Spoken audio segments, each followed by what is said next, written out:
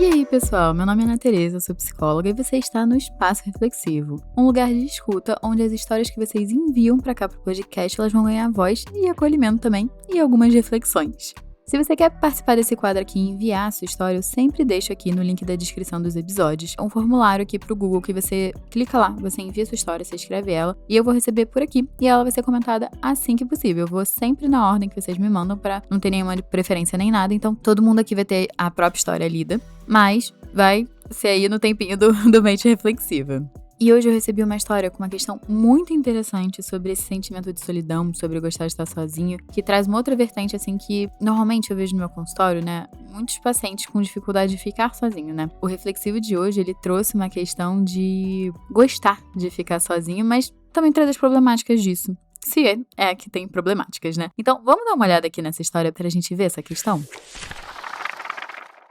Oi, Ana, como vai? Essa semana tive uma leve crise de ansiedade com alguns pensamentos que acabaram tirando um pouco o meu sono. Sempre fui uma pessoa de ter muitos amigos, mas, com o tempo, fui percebendo que muitas dessas relações não se encaixavam na minha expectativa. Gente, tá em caps lock, assim, tá grandão, tá? Então, o reflexivo já sabe que expectativa dele. Do que considero uma amizade. Aos poucos, fui me isolando mais e mais, me tornando uma pessoa mais sozinha, entre aspas. Nesse processo, percebi que talvez eu tenha replicado alguns comportamentos da minha mãe. Nenhum de nós é antipático ou antissocial. Muito pelo contrário. Somos pessoas que gostam da própria companhia, da individualidade e de ter o próprio espaço. E, até certo ponto, isso sempre me pareceu algo positivo e confortável. Mas hoje, morando longe dela, às vezes tenho a impressão de que ela é bastante sozinha quando penso em rede de apoio. Não acredito que isso necessariamente seja um sofrimento para ela, mas comecei a perceber que talvez isso possa se tornar um tema importante para mim, principalmente sendo um cara gay. E acho que é justamente isso que tem me angustiado, perceber que apesar de eu me sentir confortável na minha zona de conforto hoje, talvez eu esteja construindo uma vida emocional muito isolada sem perceber. Até que ponto gostar da própria companhia pode virar solidão sem que a gente perceba? Eu achei muito interessante a reflexão e, assim, a provocação que você deixou no final dessa história, porque eu acho que quem vai medir esse termômetro, quem vai dizer o tamanho do desconforto, é você. Eu não posso dizer pra você que fala, eu adoro ficar sozinho e tudo mais, falar que isso é um problema, porque não é um problema pra você. Quando eu falo aqui na psicologia, a gente não tá aqui pra falar, tem um certo e um errado. Não, tem que ser o que funciona pra você, tem que ser feito sob medida pra você. Talvez ao longo da vida, e isso aconteceu comigo até num processo de amadurecimento mesmo. Quando eu era mais nova, eu tinha uma disponibilidade maior pra investir meu tempo em mais pessoas. Eu acho que mais paciência também. Eu acho que quando a gente é mais nova, a gente se conhece menos, e aí acaba que a gente explora mais as relações, talvez a gente tenha mais espaço, né, pra se explorar. De acordo com que a gente vai envelhecendo, a gente vai tendo algumas experiências, né, que vão mostrando quem é que faz sentido tá, quem é que não faz sentido não tá. Até porque a gente vai se entendendo que, talvez uma pessoa com esse tipo de personalidade funciona mais pra mim, eu gosto mais da companhia do que outras pessoas. Então eu acho um processo normal a gente envelhecer e a gente ser mais criterioso com quem a gente passa tempo, até porque acaba que com a vida adulta, com mais responsabilidades, a gente também tem menos disponibilidade de tempo, né? Então, com quem a gente vai escolher passar tempo, já que a gente tem uma disponibilidade mais escassa mesmo, é uma questão de logística ali. Só que o que você tá me dizendo é que você foi para um extremo, né? Nisso de você fazer essa filtrada, que eu acho que é natural do amadurecimento e da vida, você agora tá tirando todo mundo. E aí, eu tô com uma pulguinha atrás da orelha, pensando aqui se isso é porque você tinha um excesso, e aí você deu uma enxugada, e aí agora tá num nível de socialização que era o que você gostaria de ter, ou se a gente tá vendo um comportamento de evitação, de fuga, num sentido de, na hora de você se relacionar com as pessoas, gente, vai dar trabalho. Vamos botar assim, se relacionar com os outros dá trabalho. Tem vezes que as pessoas não vão estar no humor, tem vezes que as pessoas vão fazer coisas que a gente não gosta, porque as pessoas, elas não são obrigadas a agradar a gente o tempo inteiro. Então, a gente também tá vivendo uma era, né, que a gente quer o tempo inteiro tudo sob medida pra gente. A gente tem streaming, então eu só vou ver os filmes que eu quero. Nas redes sociais eu só vou seguir o que eu quero. Então, assim, a gente também tem ficado menos tolerante a coisas que não estão dentro da nossa expectativa, né, que foi exatamente a palavra que você colocou em quase negrito aqui na história, né? E as pessoas, elas não têm a obrigação de seguir as nossas expectativas. E cabe você se questionar se você tá botando expectativas realistas ou se você tá querendo alguém sob medida, ou se relacionar com alguém que é igual a você, ou que pensa igual a você, porque isso é praticamente impossível. E aí temos uma expectativa irrealista. É uma expectativa, assim, que, na verdade, só vai gerar sofrimento pra você porque ela não tá alinhada com o que a realidade pode te oferecer. Porque algumas vezes a gente pode vir com um discurso muito bonito que a gente tem atualmente, que é, eu me viro sozinho, seja feliz sozinho, faça as coisas sozinho, mas nós somos seres sociais, nós, seres humanos, somos uma espécie que gostamos de socializar, nós gostamos de andar em grupo. Então, existe um certo quê de sofrimento quando a gente fica muito sozinho. E aí eu fico até curiosa pra saber como é que foram as suas relações ao longo da sua vida, né? Porque muitas vezes a gente tem experiências de relacionamento, seja com os nossos pais, família, amigos, relacionamento amoroso, né? De rejeição, de abuso. E aí a gente acha, né, muito que o mundo vai ser abusivo, que o mundo vai ser difícil, se relacionar vai ser difícil, porque a gente já teve muita experiência negativa com pessoas, né? E a gente vai se isolando e vai aprendendo que, na verdade, é melhor ficar sozinho que estar com alguém, já que causa muito mais malefícios, né? E eu fico preocupada de ser esse o lado, né, que você tá indo, no sentido de, vai me causar menos dor de cabeça, tá me isolando, né, então deixa eu me isolar aqui, né, que aí eu vivo mais na minha paz. Só que, se você tá me mandando essa história, não me parece que é exatamente uma paz, né, ficar isolado. E eu acho que a gente tem que ter um equilíbrio entre introspecção, individualidade, mas socialização.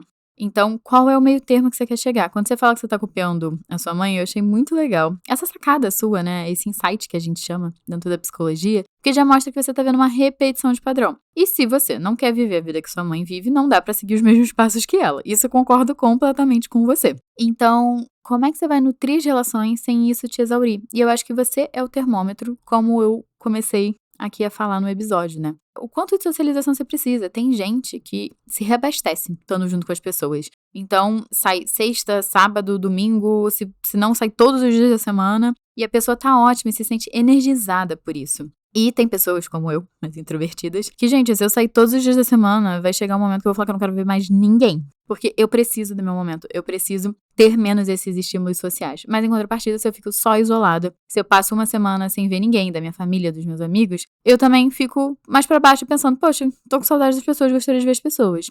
Então, por exemplo, pra mim, o ideal é sair os 2 dias aí do final de semana, sexta também, então eu vou botar aí uns 3 períodos aí de socialização, mas durante a semana eu consigo ficar bem no meu trabalho, fazendo as minhas coisas, fazendo a minha rotina. Tem gente que não. E aí, qual é o seu ponto de adequação pra funcionar pra você? Você falou que ainda tem até um recorte, né, por você ser um homem gay, que você precisa criar essas redes de apoio. Eu não entendi exatamente qual o ponto que você tá trazendo, mas eu não sei se você tem o intuito de ter filhos, ou se você tem, de certa forma, suporte de família, né? Porque muitas pessoas da comunidade LGBTQIA+, acabam sendo rejeitadas e aí não tem o suporte da família. Então, eu entendo que, se for o seu caso, né, fica ainda mais latente, mais necessário você ter que nutrir relações pra fora, né, da família. E entra muita questão de amigos, né? De amigos acabarem sendo a nossa família. Só que pra gente ter amigos na vida adulta e a gente ter relações na vida adulta, a gente precisa de esforço, a gente precisa de dedicação, a gente precisa reservar um tempo para isso, a gente precisa ter tolerância à frustração dos outros não agirem como a gente gostaria, a gente precisa aprender um pouco também a aceitar os erros, porque não só as pessoas vão fazer o que a gente gostaria, mas algumas vezes as pessoas podem até machucar a gente. E não porque as pessoas querem fazer mal pra gente, pelo menos é isso que eu espero de todo mundo aqui que tem amigos, mas as pessoas elas erram porque elas são falhas. E aí, quais são as pessoas que você vai ter um grau de tolerância, de perdão dentro das relações? Porque quanto mais velha a gente vai ficando, gente, pelo menos eu digo das minhas experiências, das minhas amizades, erros vão acontecer da sua parte, da parte dos outros, e o quanto a gente vai tolerar e o quanto a gente vai perdoar pra seguir em frente, pra ter essas pessoas que estão ali do nosso lado, que a gente quer escolher que estejam do nosso lado. Então, eu entendo a angústia de ficar sozinho, mas eu fico me perguntando se, na verdade, a gente tá falando aqui de um desamparo, meio do tipo, quem é que vai cuidar de mim se eu ficar mais velho? E olha, eu acho que é uma pergunta, assim, de $1 milhão, no sentido de a gente ainda não sabe direito, né, o que vai acontecer com a população envelhecendo, as pessoas tendo menos filhos. Então, assim, a sociedade que você vai viver quando você envelhecer vai ser diferente da sociedade que você vive hoje. Eu entendo que você tendo pessoas na sua rede de apoio pra cuidar de você, dá um certo conforto, tá? E isso é um grau de prevenção até de saúde mental, você ter uma boa rede de apoio. Dado que você precisa dessa rede de apoio, invista nela. Mas não se esqueça de que você precisa de tempo sozinho. Talvez você vai ser uma pessoa que precisa de 5 amigos próximos e você tá muito bem suprido. E olha que 5 eu já tô achando bastante, tá? Pra fazer essa manutenção. Mas de 5 amigos próximos e tá tudo bem. Tem pessoal que gosta de ter uma galera, assim, vários amigos, que encontra em vários lugares, tá tudo bem essa pessoa não ser você.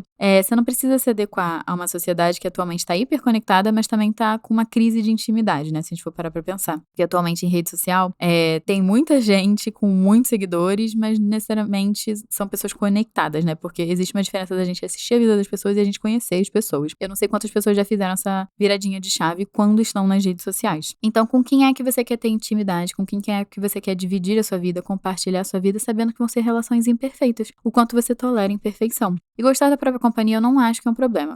A gente fala dessa diferença de solidão e solitude, né?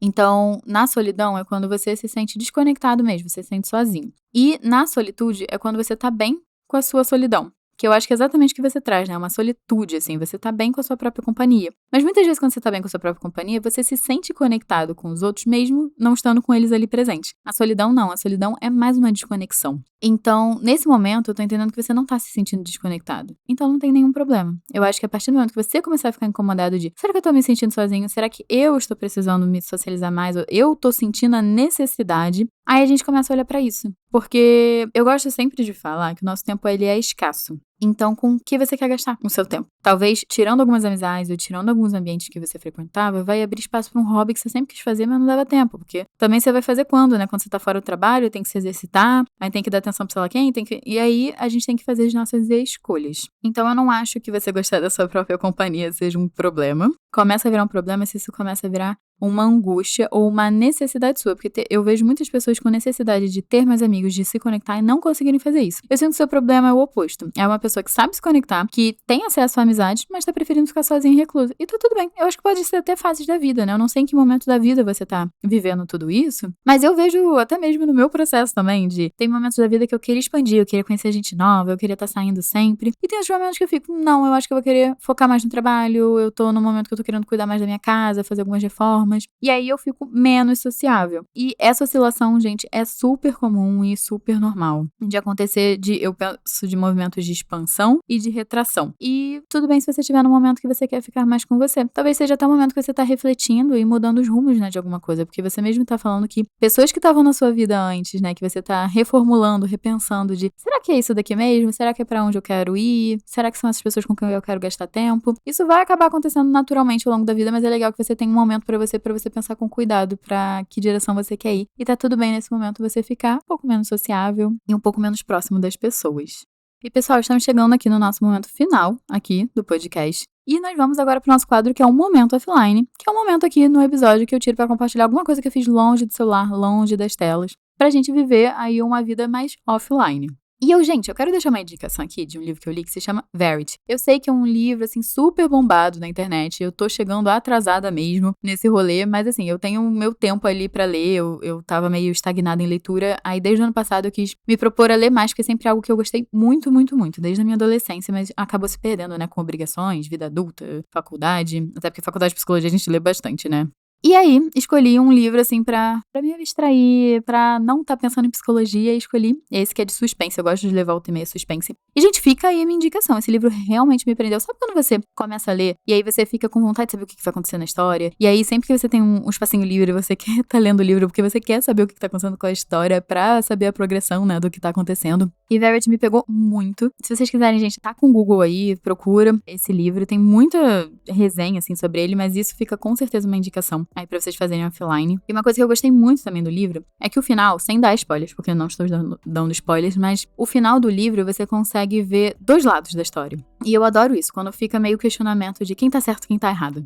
Assim, suspeita pra falar, porque eu sou psicóloga, então, assim, gosto de saber de diferentes versões. Ter esse questionamento, porque pra mim a história eu acho que ela fica muito simplista quando tem certo e errado. E essa história, né, ao longo do como ela foi conduzida e tudo mais, chega no final e daquele plot twist, eu sempre gosto dos plot twists suspense, faz você repensar. Pelo menos, assim, não sei qual a experiência de cada um com o livro, quem já leu, mas me fez repensar, assim, quem tava certo, quem tava errado. Então, fica aí a indicação de um livro aí pra vocês, que é o Verity, da Colleen Hoover, se eu não me engano. Se eu tiver falado errado o nome da autora, vocês me corrigem aqui nos comentários.